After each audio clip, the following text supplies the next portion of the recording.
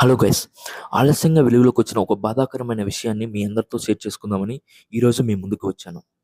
అదేంటో తెలియాలంటే వీడియో చివరి వరకు స్కిప్ చేయకుండా చూడండి.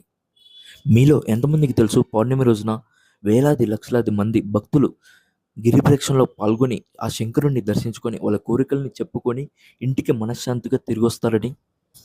అలానే లాస్ట్ మంత్ మే 31న ఒక అమ్మాయిని గిరి ప్రదక్షిణ చేస్తున్న సమయంలో గుర్తు తెలియని 11 మంది ముఠ దిగి వాళ్ళని అడవిలోకి తీసుకెళ్లి గ్యాంగ్ రేప్ చేసి వాళ్ళ దగ్గర ఉన్న డబ్బు నగల్ని లాగేసుకొని వాళ్ళ నగ్నంగా ఉన్న వీడియోలు ఫోటోలు తీసి వదిలేశారు.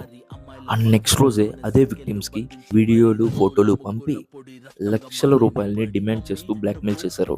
వాళ్ళలో ఒక అమ్మాయి ధైర్యం చేసి పోలీసుల దగ్గరికి వెళ్ళి కంప్లైంట్ రైజ్ చేసింది. ఇప్పటికే పోలీసులు ఆ 11 మందిలో 8 మందిని పట్టేసుకున్నారు.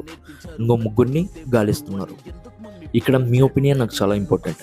నేనేమంటానంటే వీళ్ళకి యోగి ఆదిత్యనాథ్ గారే కరెక్ట్.